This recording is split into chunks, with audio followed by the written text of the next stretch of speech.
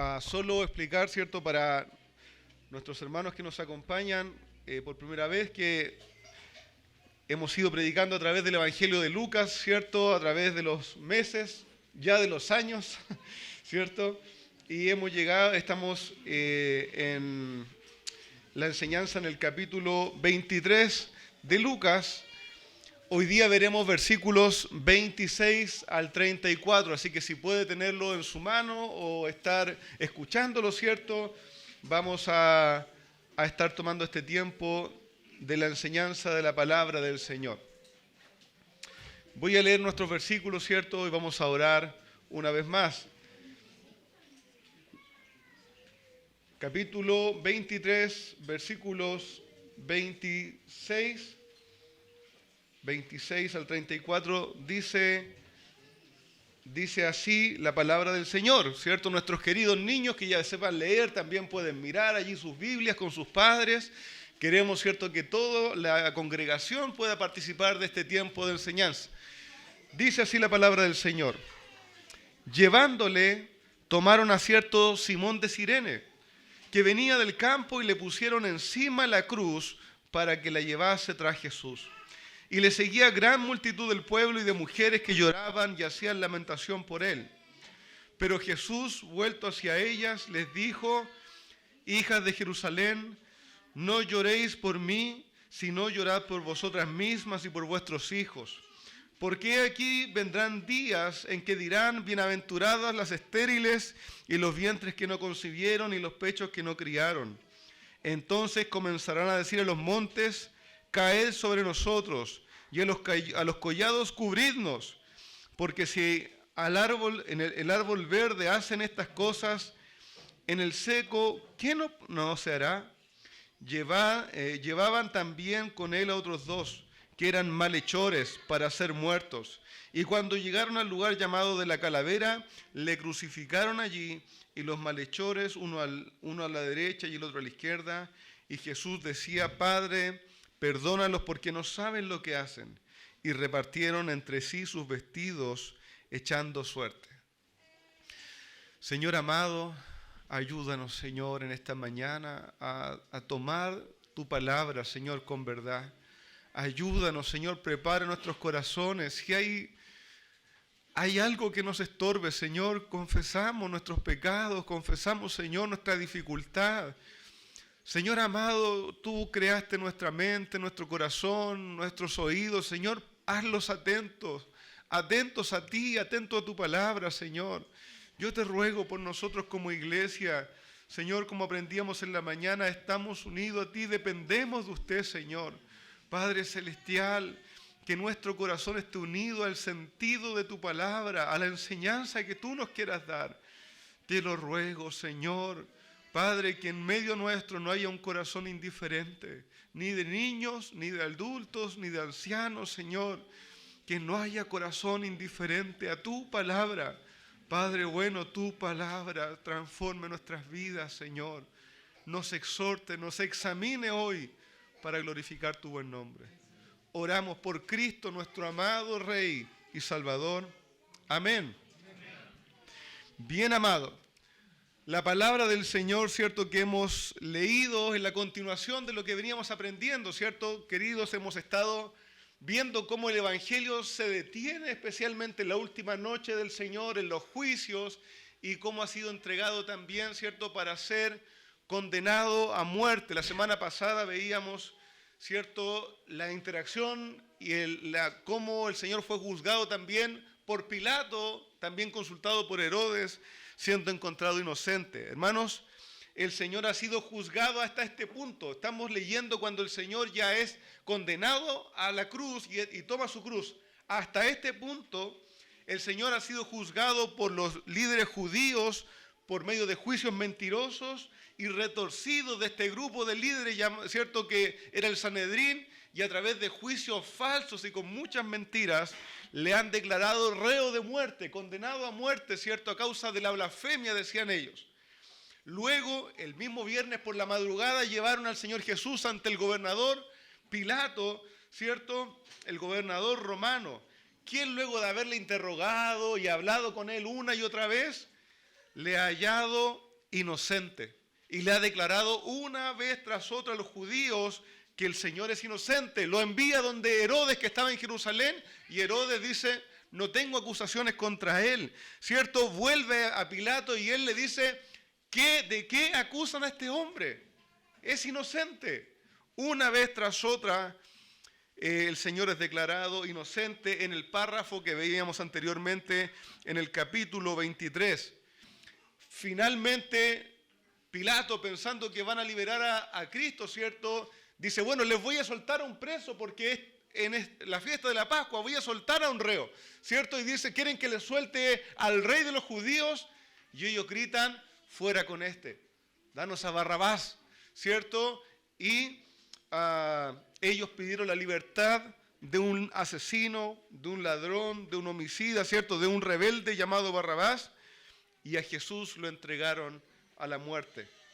Decía el verso 25 del capítulo 23 de Lucas, y le soltó, hablando de Pilato, y le soltó al que había sido echado en la cárcel por rebelión y homicidio, a quien habían pedido, y entregó a Jesús a la voluntad de ellos.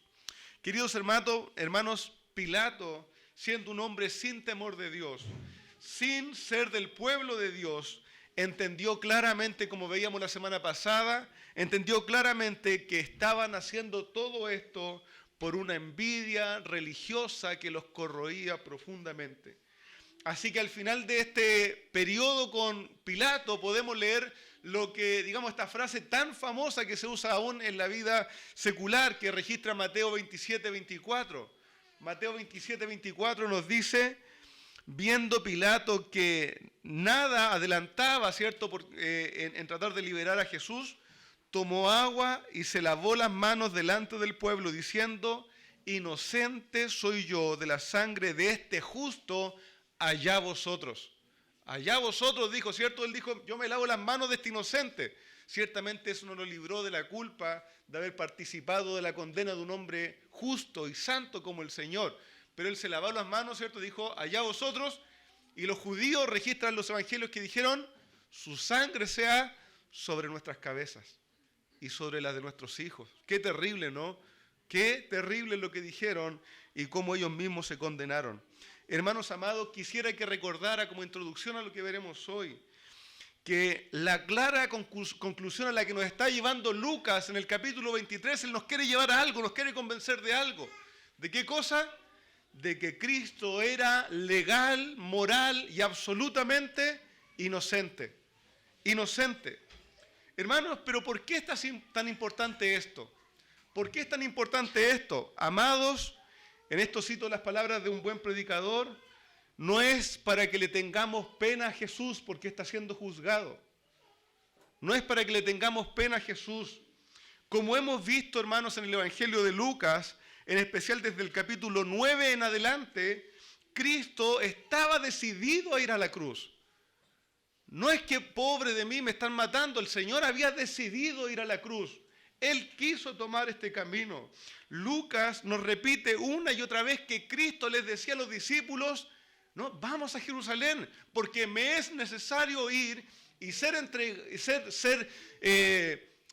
acusado y sufrir de parte de los ancianos y ser entregado a muerte, ser sepultado y resucitar al tercer día. Entonces, hermanos, este punto de aclarar que Cristo es inocente, ¿por qué es? ¿De qué nos sirve a nosotros saber esto? Amados hermanos, es exactamente para que nos hagamos esa pregunta. ¿Por qué el inocente está sufriendo condena? ¿Por qué Cristo, el inocente, está sufriendo la condena? Hermanos queridos, la respuesta es el Evangelio. La respuesta es que Cristo vino y sufrió y murió por nuestros pecados y fue sepultado y resucitó al tercer día para que los que creen en Él sean salvados. Hermanos amados, Él se estaba cargando a sí mismo con nuestra culpabilidad, con la culpabilidad de cada pecador que quiso rescatar. Hermano amado, recuerde esto, querido usted que se llama evangélico a sí mismo. Recuerde esto, ¿cómo le salvó Cristo? ¿Cómo le salvó Cristo? No estoy hablando de su experiencia personal, sino en base a qué. ¿Cómo le salvó Cristo? ¿Cómo puede, y esto lo han dicho predicadores mucho más, ¿cierto?, experimentados y de bendición para su iglesia que yo, ¿cómo puede un Dios justo ofrecer salvación a pecadores culpables?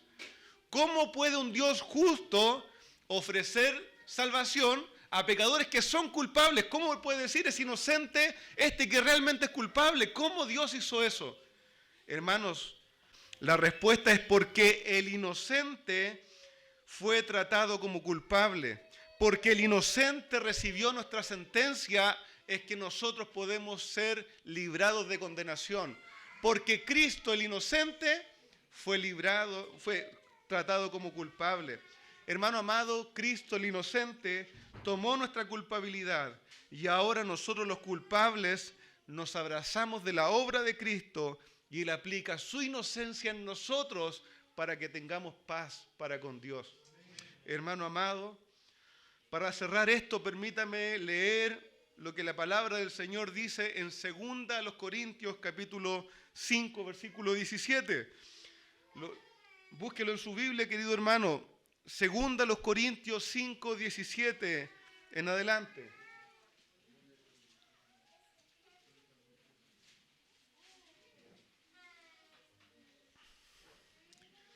Dice así la palabra del Señor, 2 Corintios 5, 17. De modo que si alguno está en Cristo, nueva criatura es. Las cosas viejas pasaron, gloria a Dios. Y aquí son todas hechas nuevas. Pero ¿cómo Dios hace esto? Y todo esto proviene de Dios. Dios hizo esta obra. Quien nos reconcilió consigo mismo por medio de Cristo y nos dio el ministerio, el servicio de la reconciliación. Mire, que Dios estaba en Cristo reconciliando con él mismo el mundo, no tomándoles en cuenta a los hombres sus pecados, nos encargó a nosotros la palabra de reconciliación. Así que nosotros somos embajadores en nombre de Cristo, como si Dios rogase por nosotros, reconciliaos con Dios, os rogamos en nombre de Cristo, reconciliaos con Dios. ¿Por qué podemos predicar esto? Versículo 21, al que no conoció pecado, por nosotros lo hizo pecado, para que nosotros fuésemos hechos justicia de Dios en él. Hermanos, el inocente está siendo castigado para que nosotros los culpables podamos estar justificados delante de Dios. Amados hermanos, la verdad es que podríamos seguir profundizando en esta hermosa enseñanza de la palabra del Señor, seguir escarbando en la imputación, en la justificación, en el sacrificio de Cristo, hermano, en la reconciliación. Pero vamos a seguir el texto que el Señor nos ha dado el día de hoy, ¿cierto? Solo usted recuerde, ¿por qué sufre el inocente? Para que los culpables podamos tener salvación.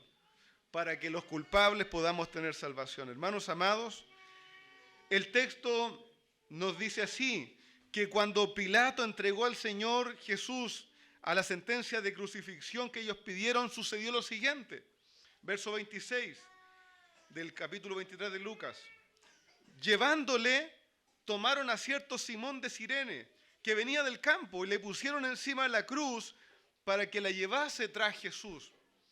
Queridos, Lucas pasa de la sentencia del relato de la sentencia de Pilato de entregarlo a crucifixión al camino ahora hacia el Calvario, hacia el Gólgota. Pero sabemos, queridos hermanos, que antes de enviarle a la cruz, antes que partiera este camino, Cristo fue azotado, ¿cierto? Cristo fue torturado brutalmente.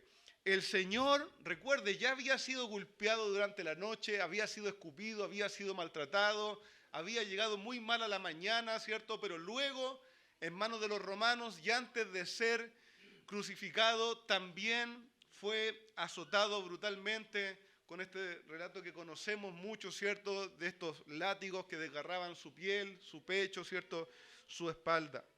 Hermanos amados, también se burlaron del Señor allí en la fortaleza romana, golpeándole, poniéndole una corona de espinas, ¿cierto? Dándole de golpes y burlándose al llamarle rey. Así que Sabemos, hermanos, que cuando el Señor salió del pretorio de aquella fortaleza romana, el Señor iba muy maltratado, muy ensangrentado, muy agobiado físicamente. Los condenados a crucifixión debían cargar su cruz, o por lo menos el madero transversal, ¿cierto?, sobre sus hombros, y caminar hacia el lugar donde serían muertos, o sea, clavados en la cruz hasta morir. Nuestro Señor fue cargado con su cruz, pero no pudo llevarla por mucho tiempo, ¿cierto? Por lo más probable por los mismos golpes y maltratos que él ya tenía encima. Hermano amado, y nos dice Lucas que tomaron a cierto hombre llamado Simón de la región de Cirene, que es el norte de África, ¿cierto?, que venía del campo, estaba ahí en Jerusalén y venía en el camino, ¿cierto? Y los romanos, usando del derecho que tenían de exigir algo a los transeúntes, lo tomaron y le obligaron a llevar la cruz del Señor por algún tiempo. Y no quisiera dejar pasar este pasaje, hermanos amados, que parece un encuentro muy incidental, como del momento, ¿cierto, hermanos? Pero de una manera muy llamativa, Mateo, Marcos y Lucas registran todos este incidente, este momento. Marcos nos da un dato también muy hermoso y muy llamativo, ¿cierto?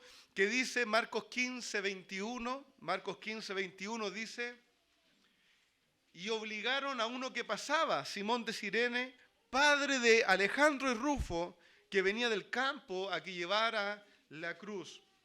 Al parecer, queridos hermanos, queridos niños, jóvenes, ¿cierto?, este encuentro de Simón con el Señor no quedó solo allí. Marcos menciona como si sus lectores conocieran a Rufo y Alejandro, ¿cierto? Le dice, este Simón de Cirene es el papá de Alejandro y Rufo, como ustedes saben quiénes son, ¿cierto? Los nombra como si estuvieran allí habitualmente. Y probablemente, hermanos, muy probablemente, estos hermanos, Alejandro y Rufo, eran hermanos que fueron bien conocidos por la iglesia en estos primeros años. También, hermanos, para ir conectando algunas ideas, se nos dice que en Hechos capítulo 2, habían personas ahí, en el tiempo de Pentecostés, habían personas que eran de Cirene. Habían personas que eran de Cirene. Luego se nos dice más adelante en Hechos que algunos que fueron a predicar a Antioquía eran personas de Cirene. Y algunos creen que también uno de estos hijos de Simón de Cirene, Rufo, ¿cierto?, es uno que Pablo saluda al final de la carta a los romanos. Dice, saluda a Rufo y a su madre, ¿cierto?, que es como mi madre, madre también mía. Entonces, hermanos amados, es muy probable que siendo Lucas quien escribe el Evangelio y luego también Hechos, y compañero de Pablo, que estos personajes hayan estado relacionados.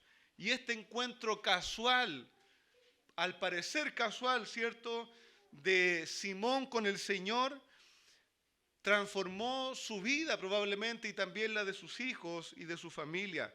Hermanos, es interesante porque Simón no se encontró con los milagros, Simón no se encontró con la multiplicación de los panes y los peces. Cristo no hizo nada humanamente por él.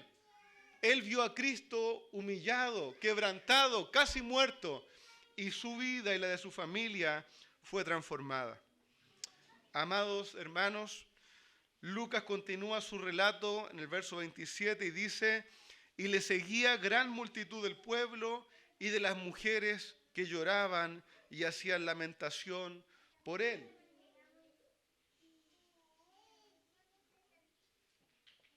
Hermanos, solo Lucas menciona esto, este grupo de personas siguiendo al Señor en su camino al Gólgota, ¿cierto? El Señor dice, queridos hermanos pequeños, había un gran grupo de gente que iba tras el Señor caminando, ¿cierto? Y también muchas mujeres que lloraban amargamente. Otras traducciones dicen que se golpeaban el pecho mientras seguían al Señor. Y es una característica de este bello evangelio de Lucas, que menciona una vez tras otra la interacción del Señor con mujeres. Desde el principio del evangelio en adelante, siempre Lucas menciona mujeres que se relacionaron con el Señor en diferentes ocasiones y que ahora también, viendo que su Señor o su referente estaba siendo llevado a la muerte, acompañaban al Señor, ¿cierto?, allí siguiendo al Señor no había un Pedro, no estaba un Juan, no estaban los otros, ¿cierto?, hombres grandes, sino que habían allí cerca, estaban mujeres lamentándose por el Señor. Es interesante, ¿no? Parece que su lealtad siempre fuera un poco mayor, su corazón estuviera ahí más cerca. Queridos hermanos, el Señor al verla nos dice en el verso 28 que se volvió a ellas y les habló y les dio un mensaje que no era solo para ellas, sino para todo el pueblo que le seguía en ese momento. Y les dice: hijas de Jerusalén, no lloren por mí, sino llorad por vosotras y por vuestros hijos. Hermano amado, y quiero que pongan mucha atención en esto. El Señor les dice aquí: no lloren por mí. Dejen de estar llorando por mí como si esto fuera lo más terrible que pudiera suceder. Les dice: lloren por ustedes mismas y por sus hijos. Hermanos, déjenme ir avanzando de a poco en estas palabras del Señor. Primeramente, hermano amado, repito algo que mencionaba al principio. El Señor no quería en ese momento, ni hoy cuando leemos este relato de la humillación y el sacrificio del Señor, el Señor no quería que nos lamentáramos nosotros por Él, como diciendo: pobrecito del Señor. Ojo, hermanos, con esto. Cuando leemos estos relatos, el Señor no quiere que nosotros nos lamentemos por Él como que nosotros le tuviésemos compasión a Él. El mismo Señor Jesucristo le dijo a Pilato cuando lo estaba hablando con él antes de condenarlo, el mismo Señor le dijo a Pilato: yo para esto he venido. Yo para esto he venido. Ya nos decía Lucas en el capítulo 9, versículo 51, cuando se cumplió el tiempo en que él había sido de ser recibida arriba, el Señor Jesús afirmó su rostro para ir a Jerusalén. Hermanos amados, el Señor no esperaba la lástima de nadie, ni de nosotros hoy al leer el relato de su entrega. Hermano amado, recuerden que lo que vimos hace algunas semanas, Cristo, por el gozo puesto delante de Él, sufrió la cruz, menospreció el oprobio y se sentó a la diestra de Dios. Amado hermano, Cristo menospreció, miró en menos el sufrimiento que Él pasaría, mirándolo en comparación con el pueblo que Él estaba rescatando. Querido hermano, Él estaba rescatando multitudes a precio de sangre para su gloria. Aunque suene contradictorio, el Señor, fortalecido en el Espíritu Santo, se gozó padeciendo por su pueblo. A mí se me ocurría solo una imagen, como un padre de familia, cuando quizás hay un día duro de trabajo, difícil, que uno pudiera llegar sucio, ¿cierto? Yo me acordé que alguna vez las niñas me han visto llegar sucio y que me corté las manos haciendo algún trabajo, ¿cierto? ¡Oh, pobrecito! Y todo. Y no, si yo estoy bien, esto es bueno. Si yo trabajé es para darle sustento a ustedes, para cuidarla, esto es bueno. Yo no busco la lástima de mi familia. El Señor Jesús también está diciendo eso, por el gozo puesto delante de Él. No es nuestro objeto de lástima el Señor. Él se entregó gozoso a padecer por el pueblo que estaba rescatando. Hermano amado, así que al mirar el sufrimiento de Cristo, y esto le pido que lo guarden niños, adultos, mujeres, varones, al mirar el sufrimiento de Cristo, no debemos ser movidos nosotros a compasión por Él, sino que a la adoración. Nosotros debemos ser movidos a la adoración del Señor, la admiración, la entrega por causa de su sacrificio. Hermano amado, la adoración celestial es motivada por el sacrificio de Cristo. Permítanme expresar esto. Apocalipsis capítulo 5, verso 12. Búsquenlo por favor, para que vea que la adoración celestial, no la compasión, la adoración en los cielos está motivada por el sacrificio del Cordero. Escucha, hijo. Dice Apocalipsis 5:12, por favor. Mire, la adoración celestial aquí, el Señor nos está mostrando una toma, ¿cierto? Una imagen del cielo. Y dice así: y decían a gran voz: el Cordero que fue inmolado es digno de tomar el poder, la riqueza, la sabiduría, la fortaleza, la honra, la gloria y la alabanza. Y a todo lo creado que está en el cielo y sobre la tierra y debajo de la tierra y el mar y todas las cosas que en ellos hay, oí decir al que está sentado en el trono y al Cordero sean la alabanza, la honra, la gloria y el poder por los siglos de los siglos. Hermano amado, el Cordero que fue inmolado es digno de la gloria. Es digno no de nuestra compasión, sino de nuestra adoración. Hermano querido, ¿puede glorificar a Cristo por su sacrificio? Eso es a lo que nos debe llevar. No a una tristeza que no tiene un fruto de obediencia y de adoración, sino a una que nos compunja el corazón, ¿cierto? Para que el amor de Cristo derramado en su sacrificio nos guíe a adorarlo, a reconocerlo. Hermano amado, recuerda, ¿cuál es la mayor muestra, como dice Efesios 1, cuál es la mayor muestra de la riqueza, de la gloria, de su gracia? El sacrificio de Cristo. ¿Quieres ver la gloria, el poder de Dios? Mira el sacrificio. Allí están las riquezas de la gloria de su gracia para adorar al Cordero que fue inmolado. Amado hermano, no te lamentes como si se esperara tu compasión.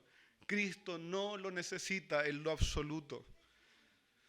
Querido hermano, solo para cerrar este punto, recuerda, debe motivarnos a la adoración y la obediencia al sacrificio de Cristo.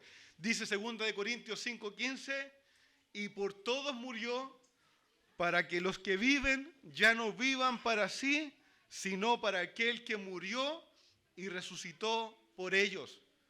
¿Quieres que pase algo en tu vida con el sacrificio de Cristo? Vive para Él.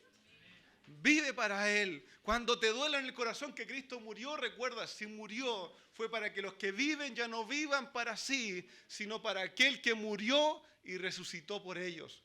Hermano amado, así que el Señor, volviéndose a las hijas de Jerusalén, le dice: no lloren por mí, sino que lloren por ustedes mismas y por sus hijos, porque vendrán días terribles, horribles sobre esta tierra.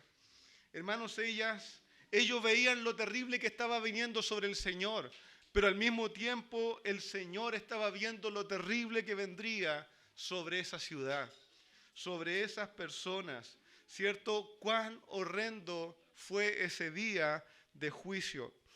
Hermano amado, Cristo ya había anunciado a los de Jerusalén que a causa del rechazo que ellos habían presentado al Señor, el Señor traería un día de juicio y de destrucción sobre aquella ciudad, porque no habían creído realmente en Él. Un día de venganza. Ellas veían como terrible lo que le pasaba al Señor, pero Él sabía lo que venía sobre ellos.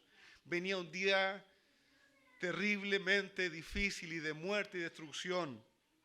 Ese día tan terrible, hermanos amados, sería tan oscuro que en ese día las personas que ellos veían como desdichadas, como apartadas, como avergonzadas, serían mejores que lo que ellos vivirían en aquel día.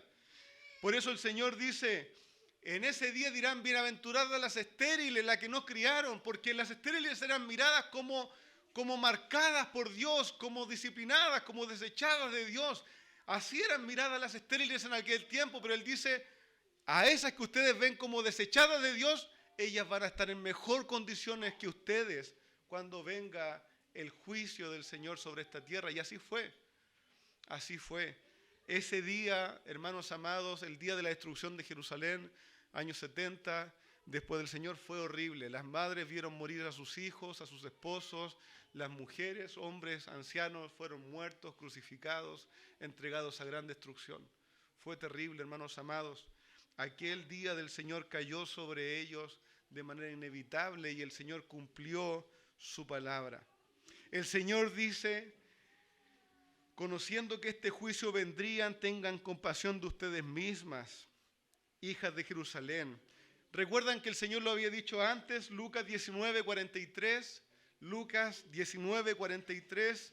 Cuando el Señor se viene acercando a la ciudad de Jerusalén desde el Monte de los Olivos y ve la ciudad de Jerusalén cerca, ¿cierto? Y el Señor llora amargamente en cuanto a ella, dice, porque vendrán días sobre ti cuando tus enemigos te rodearán con vallado y te sitiarán y por todas partes te estrecharán y te derribarán a tierra y tus hijos dentro de ti y no dejarán de ti piedra sobre piedra por cuanto no conociste el tiempo de tu visitación.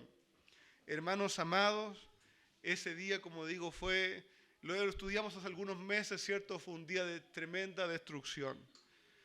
Y también, ¿cierto? Aquellas que criaban hijos o que estaban encinta, embarazadas, fue un día terrible también sobre ellas. Hermanos amados, tuvieron que ver morir, ¿cierto? A sus hijos o los hijos que gestaban.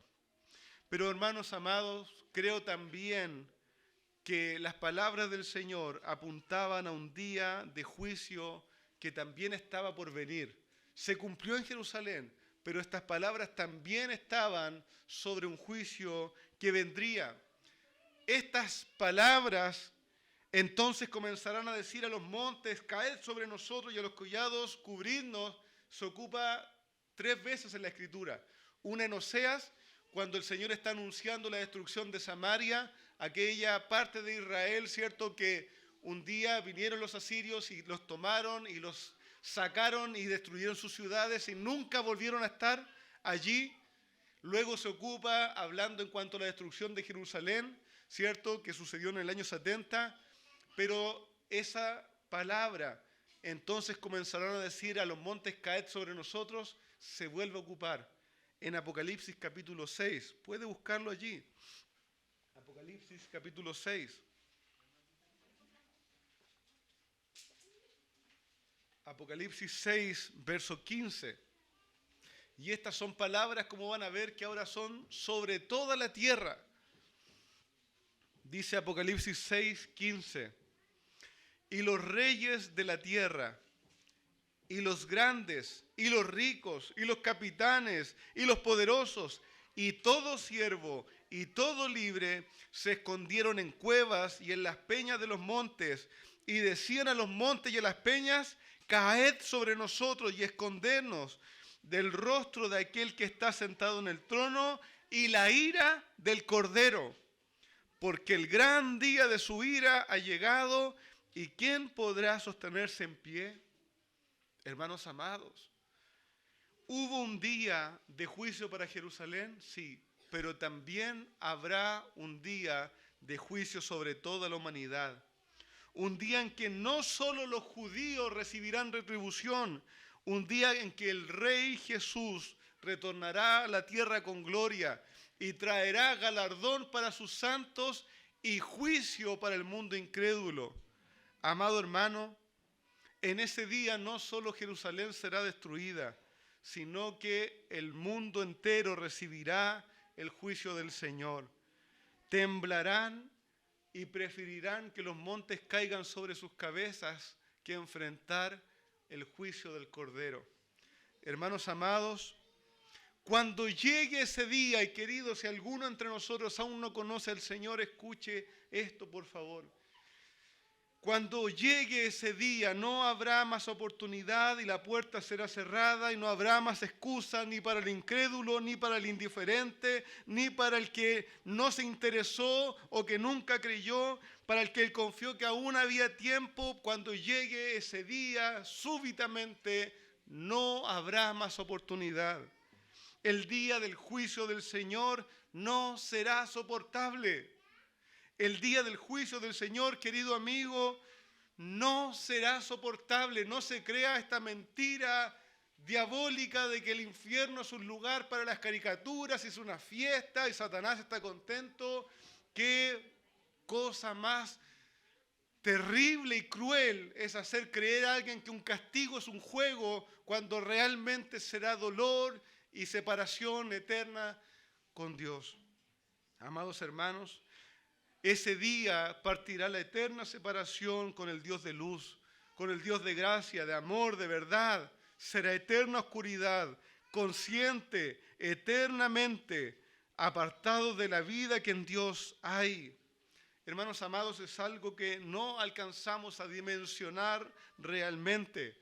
Así que hoy es tiempo de buscar paz con Dios. Hoy es tiempo de creer en el inocente que murió por los culpables. Hoy es el tiempo aceptable para volver a Cristo. Hoy es. Amados que escuchan. Así que queremos, hermanos, que cuando oiga y cuando imagine y cuando piense en el sacrificio de Cristo, recuerde esto. No esté triste por Él. Recuerde esto cuando piense en el sacrificio de Cristo. El Señor ganó gloria, tomó gloria con su sufrimiento. Él ganó un pueblo para sí. Pero cuando vea usted el sacrificio de Cristo, lo que pasó por el inocente, piense en que si Él sufrió, siendo inocente, aquel castigo, cuánto mayor castigo nos vendrá sobre los que son culpables.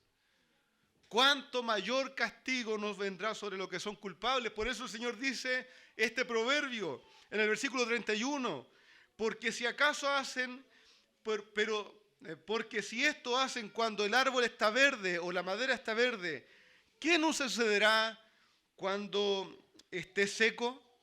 El Señor está diciendo, si esto le sucedió, si esto me sucede a mí, que soy inocente, que no tendría por qué arder, ¿cierto? Un árbol, una madera verde que no tendría por qué ser quemada, ¿cuánto más no vendrá aquel juicio sobre las maderas secas que están puestas para ser quemadas? Cuando piense en el sacrificio de Cristo, recuerde que ese castigo y ese dolor también es un anuncio. Un día el Señor tomará a los suyos, a aquellos que creyeron en su nombre, a aquellos por los cuales Él fue sustituto, y los librará del castigo. Pero aquellos que no han creído en Él serán dejados para que ellos mismos reciban la retribución por su maldad. Hermanos amados, y anhelamos que alcance salvación antes de aquel día. Anhelamos, vuélvase al Señor, pero vuélvase al Señor realmente, no con un corazón, sí, yo creo. La palabra del Señor dice que la fe viene acompañada de las obras. Usted dice creer en el Señor, abandone su antigua vida, deje todo atrás y comienza a seguir al Señor. No sirve de nada una declaración romántica, necesita volverse a Él. Es como que una esposa, una novia dijera, sí, hoy día me caso contigo, y luego se fuera de nuevo a la casa de sus padres y se olvidara de su esposo. ¿Sería real ese matrimonio? En ninguna manera. Esto es un matrimonio. Vaya al Señor, dígale, yo abandono mi vida antigua, abandono mi vida pasada porque no tiene valor, porque me trae condena, porque me aleja de ti, me expone a un juicio. Yo abandono eso, me arrepiento. Hazme tu esposa, Señor, hazme parte de tu iglesia, sálvame. Hermano amado, querido que escuchas, hoy es tiempo aceptable. Porque un día el Señor tomará a aquellos por los cuales fue sustituto y dejará que la ira caiga sobre aquellos que no han creído. Queridos hermanos, en ese día será el lloro y el crujir de dientes. Considere la gracia de Dios. Considere lo que Dios ofrece hoy. Considere, como dijo un hermano amado, considere su alma. Si han de lamentar, lamentense por ustedes mismos. Nuestro Señor continúa y dice, nuestro relato continúa y dice, llevaban también con el Señor a otros dos que eran malhechores para ser muertos. Probablemente, dicen varios hermanos, estos eran compañeros de Barrabás, hombres también que habían robado, sido rebeldes, homicidas. Estos malhechores y delincuentes eran así, aunque uno de ellos, ¿cierto?, se arrepintió estando en la cruz y pidió compasión al Señor. Eran personas que por su vida de delincuentes habían llegado a ese punto. Así que el Señor, siendo crucificado allí junto con ellos, era como puesto en medio de los pecadores, siendo Él también tomado en esa imagen como un pecador. Y sin poder planificarlo, digamos, humanamente, el Señor estaba cumpliendo aquí la profecía de Isaías también cuando dice, y fue contado con los pecadores en su muerte. Algo cierto que obviamente él no podía planificar humanamente ni coordinar, ¿cierto? Sino que Dios estaba cumpliendo su palabra en aquel día. Era necesario que toda la palabra se cumpliera. Y el verso 23 nos dice, y cuando llegaron al lugar llamado de la calavera, ¿cierto? O el Gólgota, le crucificaron allí, y a los malhechores, uno a su derecha y el otro a la izquierda. Así fue que así, ¿cierto? Fue crucificado uno a la derecha y otro a la izquierda, y se cumplieron estas palabras de Isaías, escritas 600 años antes, de nuestro Señor sufriendo, siendo maltratado y siendo muerto aún en medio de los pecadores. Y dice el verso 34, y Jesús decía, Padre, perdónalos porque no saben lo que hacen, y repartieron entre sí sus vestidos, echando suerte. Hermanos amados, el buen Señor, aún en sus últimos momentos, ¿cierto?, de la vida terrenal, en aquellos últimos momentos de gran dolor físico, cuando la vida ya estaba a punto de acabar, habló con compasión por aquellos que le maltrataban y le perseguían y le estaban dando muerte. Hermanos amados, el Señor sabía que aún en toda su maldad y toda su crueldad y todo su odio, estos hombres no entendían plenamente lo que estaban haciendo. Ellos sabían que estaban siendo cruel con un hombre, sabían que estaban siendo malvados, que estaban dándole una muerte injusta, pero el Dios Santo sabía que ellos no comprendían completamente lo que ellos estaban haciendo, matando al dador de la vida, asesinando al santo. Hermanos amados, así que el Señor se compadeció de ellos, se compadeció de sus vidas y rogó al Padre, Padre, perdónalos porque no saben lo que hacen. Hermano, qué desafío es el que el Señor nos plantea aquí. No podemos leer estas mismas palabras en Esteban, ¿cierto? También cuando lo estaban asesinando por causa de Cristo, mientras le apedreaban y le estaban matando por causa del Señor, Él dice, Padre, perdónalos porque no saben lo que hacen. Hermanos amados, esa compasión del Señor se provoca en base a de que Él entiende que estos pecadores ignoran la profundidad de su pecado, no totalmente, saben que están pecando, pero ignoran la profundidad de su maldad. Así también nosotros, hermanos, cuando un pecador le persiga, le haga mal, le haga daño, o cuando su prójimo, que es hermano también, no le trate de la mejor manera, compadézcase. Hermano amado, compadézcase de él. El Señor se compadeció de los que le asesinaban. ¿Cómo no nos hemos de compadecer de mi hermano que flaquea, que cae, que tropieza con sus palabras, con sus actitudes? Hermano amado, el Señor nos ha dejado ejemplo, como hemos visto varias veces en Pedro, para que sigamos sus pisadas. Querido hermano, el Señor hacía viva las palabras que Él había enseñado hace un año quizás, o hace dos, en el Sermón del Monte, Mateo 5:44, el Señor había enseñado, pero yo les digo, amad a vuestros enemigos, bendecid a los que os maldicen, haced bien a los que os aborrecen y orad por los que os ultrajan y persiguen. Hermano amado, el Señor no devolvió mal por mal, sino que perdonó y procuró el bien a los que activamente le maltrataban. Así que habiendo crucificado al Señor, hermanos amados, con esto voy concluyendo, los soldados romanos, como era costumbre, se repartieron las ropas, ¿cierto? Se repartieron las ropas de aquel condenado que iba a morir. Ellos lo crucificaban y aún no había muerto, pero ellos ya se estaban repartiendo sus ropas. Este es un hombre que va a la muerte. Y ellos se repartieron sus ropas como botín, ¿cierto? Y pago para ellos. Así que sortearon las vestiduras del Señor. Muy probablemente echaron suerte sobre algunas piezas, el manto que cubría su cabeza, las sandalias, su cinto, la capa, ¿cierto? Nos dice Juan que la túnica de nuestro Señor era especial, sin costura, de una sola pieza, ¿cierto? Y todo esto lo sortieron entre ellos como si no fuera nada más que prendas de cualquier otro muerto al que ellos habían crucificado. Y así también ellos, sin saberlo, pero para que toda palabra se cumpliese, cumplieron Salmo 22, 18, y repartieron entre sí mis vestidos y sobre mis ropas echaron suerte. Escrita 1000 años antes, ¿cierto?, de que esto sucediera. Amado hermano, y para concluir, cito las palabras de un buen comentarista que habla sobre esto, de que repartieron, ¿cierto?, sus ropas entre ellos.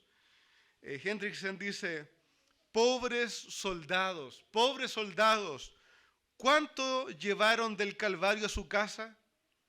¿Cuánto llevaron de aquel momento en el Calvario a sus casas? Unas pocas prendas de vestir. No hubo un corazón arrepentido, no hubo una visión renovada, no hubo vidas cambiadas por ver al Salvador. Aún en el presente, dice el comentario, cuán poco llevan algunas personas del culto, de la iglesia, de la clase bíblica, del momento de canto, de la reunión, cuán poco llevan las personas de todo esto a sus casas. Cuán poco se llevan a sus casas. Cada persona debiera responder esta pregunta. Cierro la cita. Amado hermano, ¿cómo va a volver a su casa hoy usted? ¿Se va a llevar una prenda como si fuera algo pequeño, una cita, algo liviano a su casa? ¿O va a volver contemplando al Cordero que fue inmolado, el que es digno de su adoración y de su obediencia, nuestro Señor y Salvador? Hermanos, ¿qué va a tomar para hoy, para su casa? ¿Solo lo superficial o va a poder contemplar profundamente lo que nuestro Señor hizo por la salvación de su pueblo? Hermano amado, llévese a su hogar lo mejor. Guarde el tesoro de la palabra. Medite en la palabra en su hogar. Medite en el ejemplo de Cristo en su hogar.